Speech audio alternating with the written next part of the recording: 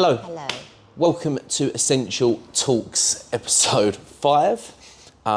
Myself, Jamie, and Bayley are here today, and we're going to talk about Something different. something different. And we've got a few things we're going to discuss. We haven't really planned anything. Actually, we did plan something. It's on my phone, so I'm not going to be able to look at it now. We're going to talk about, doing what you love, not, without sounding too cliche, not chasing money all the time is, as a measure of wealth and things like that. We want to talk about more starting your own business or venture, whatever it may be. Obviously not coming from a professional business point of view, because we're not business. We're not. What are they called? Business? Well, we run our own business, but we're not a business coach. We're not, but we are just talking business through our own experience with our own business. Yeah. So, as you can see, we have a gym. Well, it's like a small PT studio. And it's going really well right now. Things change down the line, of course, but right now it's going really well. And it's hard work, definitely hard work. And I remember when I was going, I wanted to open up my own gym or studio, whatever. It was going, it's going to be a lot of work. And I was like, I know it's going to be a lot of work, but it doesn't prepare you, does it, for how much? But I think loads of people along the way will try and put you off. They will, yeah, they'll try and put you off because, it seemed to be deemed to be safe in this day and age working for someone. Like, you think if you work for someone, you've got this wage coming in and this salary each month. And we now know from when COVID hit, that's just not true. No. It's just not true. How many people, I know a few personal stories coming from myself that I've seen people around me lose jobs after being with a company for years and years and years. It's really, really horrible to see. There are definitely benefits, in terms of, I'm making it sound like never work for someone. You should work for someone to begin with, because this is how you can learn, right? Yeah. You can go up from there. But it's definitely cool to be in control of it. Yeah, but like I said, if we hadn't have started under somebody else, we would have never been here, I don't think, because you learn a lot from, obviously, on the way through working with other people. But then it becomes a point where that's not enough, but I don't know if that's the right word, but it becomes a point where you kind of have to go on your own to be able to, I can't think of the word. The reasons, we was at a commercial gym, we was at a gym called Club Kingswood in Basildon. We're both really, really grateful. We managed to cultivate our skill and our craft and meet some clients there. And we was self-employed as Essentials Training in Club Kingswood, but we were still in. You're still under We were still under other that. beliefs, aren't you? And we was under the impression when we start up our own place, which we did, it would give us more freedom to sort of do as we please. And it has, hasn't it? It's given us space to sort of explore how we want to run things. But definitely when it comes down to it, like that's what we said at the start, you can't always chase money, because when we started out, you have to put in so much money into the business to make it, to get it started and make it successful. And there's no one at the end telling you that it's going to 100% be successful. You just have to take it upon yourself and believe in yourself and believe in what you love, and and believe that it's going to work. Because if you let everyone else around, if we'd let everyone else around us kind of determine where we would end up, we would have never gone ahead with it, because you've got people going, it's going to be really expensive and it's going to be really hard, and people, you're not necessarily going to get more work because you've got your own place and whatnot. But it's kind of gone against everything that everyone's said, but there was no guarantee with that. And definitely, we still now aren't chasing money like we do. It's amazing that we've been able to make a living out of something that we love, but you know, you want to improve your business to make your business better, not necessarily always make more money. So I think it's important to not, when you have something that you love and you really want to make that work and have your own business with it, instead of thinking about how much money you could make with that, like, of course you've got to take into consideration that you need to make a living, but don't always chase the numbers and the money. If you're that passionate and you love something that much, that comes across a hell of a lot better and will end up in success, rather than vice versa. It's, exactly that. And I think, especially in this industry, we can comment on the personal training industry, the difference between someone that does it for the pound note or that does it for the person. And we'd be lying if we said, we need money, right? We can't offer sessions out for free because we'd have no gym. But focus on the products and the results and stuff like this that you can bring, and then it will come. And then staying on the money subject as well, like, how much money do you really need? Like, how much money do you need? Like, Enough to live, really. Yeah, enough to live. But it's I feel like a lot of people feel like, you know, you see these huge businesses, it's like Elon Musk and shit, he's trying to move planet because he's run out of fucking room on this earth to grow his business. You know, for the sake of growth. Like, there's the Mexican, have I told you the Mexican fisherman story? No. I'm going to really bollocks this up now. I know I am, but I'm going to say it. Oh, no, I might think you have, yeah. Yeah. So a businessman goes on, if before I say this, you know, if you could pause this, Google it, and then fast forward this bit, because I'm probably going to just balls this all up the wall.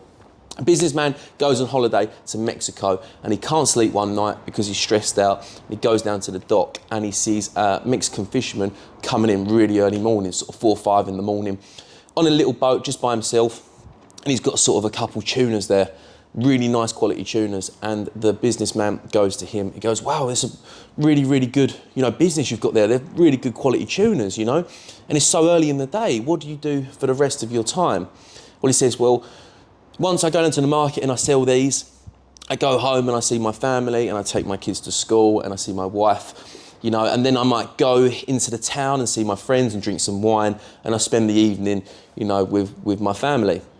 And the businessman goes, well, no, you're just not doing it right. You know, you've got all this spare time. You need 2 more boats. So we're going to get 2 more boats, you know, and then we're going to build a bigger business in Mexico. And once you've done that, then you're going to get a fleet and you're going to expand into the States. We're going to start selling to the States. And you're going to do this for years upon years upon years, building. And then when you get to 60, you know, then you're going to sell your business. And then the Mexican fisherman goes, well, then what? Well, then you're going to have loads of time to spend with your family and go into town and drink wine with your friends and do all these chill things. And he's like, he's already doing that. I think I smashed that. Was it good? Yeah. So it's like one of them things. It's, if you're, like, ask yourself, why the hell am I growing? Am I growing right now to retire early so I can sort of chill out, or can you be chilling out right now? It's one of them things. But then, on the flip side of the coin, I'm someone that's very obsessed by nature, and I like growth. In money in some ways, because it lets me learn more, it lets me do more, you know, and it lets me, you know, train more and all these sort of things I want to do. But I'm doing it on a craft that I love, if that makes sense. Maybe I'm just trying to justify it to myself now. But I think as well, if you've got something that you want to start up your own business, or you want to do something that you don't necessarily have to absolutely love the thing you're doing, but if that allows you to, like Jamie said, enjoy the things that you do, and you can still do. So, for example, you might be a fisherman, but you might not necessarily love fishing, but you still have got all that time. It gives you the freedom. It gives you the freedom. So you don't always necessarily, if you're like, oh, I don't actually have anything that I truly love that I could want to make a business out of, but it could be something that gives you... You got a 3-day work week or something like this. Yeah. But yeah, so I think some, because it is hard. It's hard find something that you absolutely love. Not everyone has it, I think. Like, No. you might absolutely love shopping, and what are you going to do with that? You're going to be poor. Well, there's always, I'm under the impression there's always something you can do, and I'm an optimist, definitely. And I've recommended to a few clients at the moment. There's a book called The Values Factor by Dr John Demartini, and it basically, Dr John Demartini has got these 13 questions that you'll answer, and you'll build up some key values, and based on these key values, they can change, like every 6 months, I think. He says to revisit them. But, you know, if your day-to-day habits don't align with these key core values, you don't do it. Like, if what you're doing today doesn't align with your life, then don't do it. But it could be, one of your values might be your kids. And if, like Bayley said, you have a job that allows for a lot of flexibility and freedom to spend time with your kids, then it does align with your values. And that's a good one, definitely, to read. I'll put that in a description somewhere, depending where it posts. I did start that. But You started that. I started it, didn't finish it. It's deep, it's definitely deep, but 100% worth a read, because we speak to a lot of people in here. I'm not saying names, people know who it is, who I'm speaking to, if they're watching this. And they're coming in, and the training links so well, because they're like, oh, Jay, I just got to the weekend and I needed a beer. Like, I fucking needed a beer and a pizza, because I had like the week from hell or whatever. Like, it comes, if it's that bad, you know, and you're looking for this escape from your reality with these, what I call cheap dopamine hits. You know, you're looking for fast food, alcohol, drugs, porn, sex, whatever these fucking things are, you know, where you're getting this escape, is your reality that, is it worth it, you know? If your values are drugs, porn and all things like this, and maybe it might be, but yeah, like always waiting for the weekend, waiting for holidays, it's always like anything that doesn't involve real life. Yeah. Like, it's nice to have a break, don't get me wrong, when we have the odd time, not been on holiday for about 10 years now. No. 10 years? It's been about 3.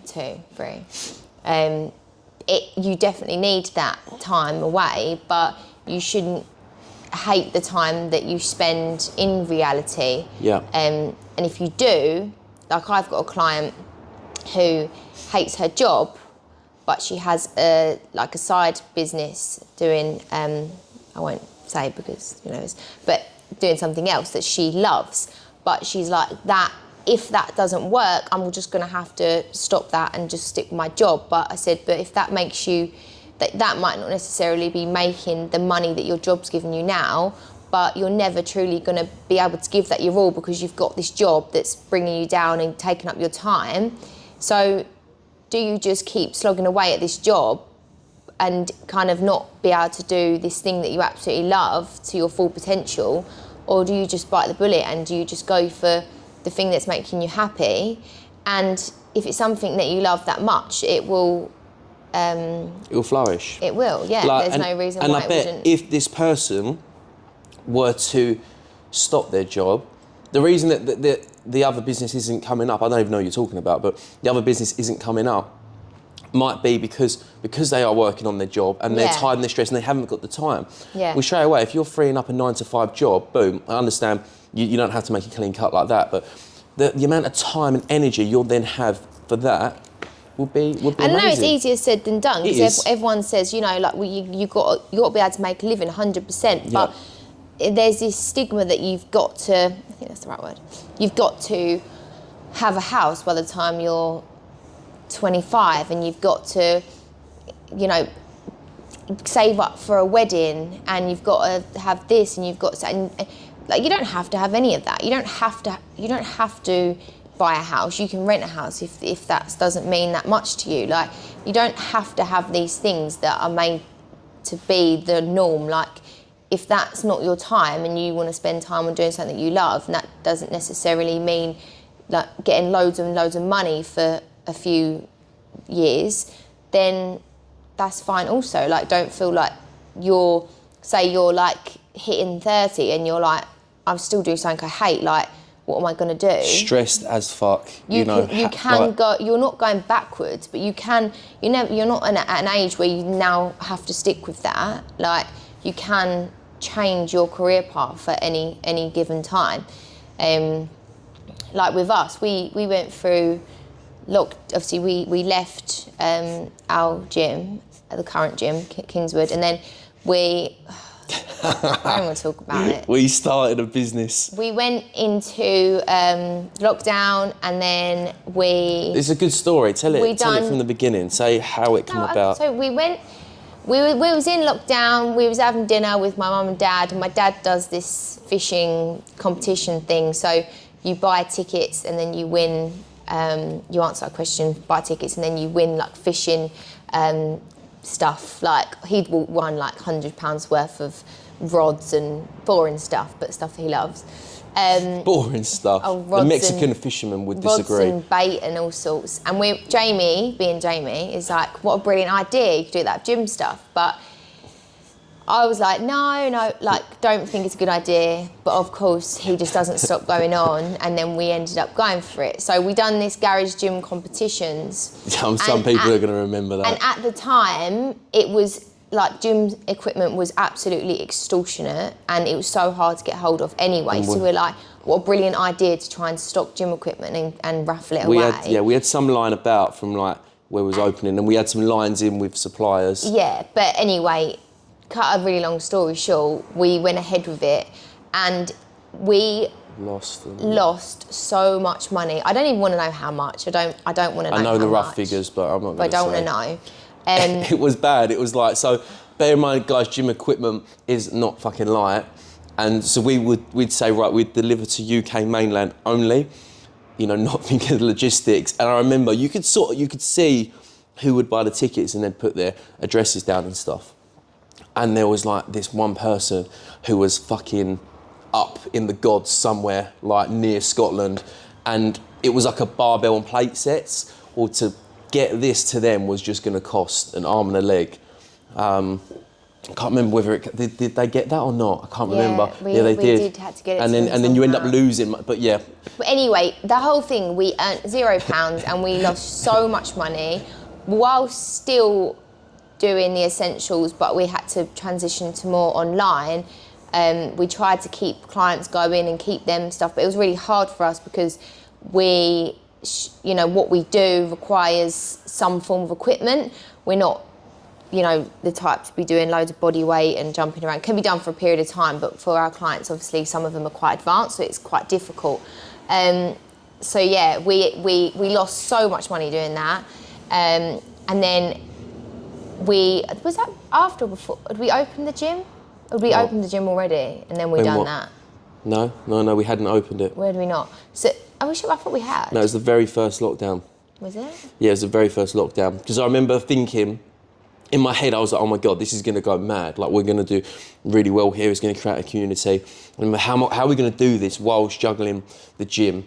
Well, luckily, it didn't even take off. But yeah, so anyway, then going ahead with the gym as well, and then putting in all the money in that was like such a huge risk.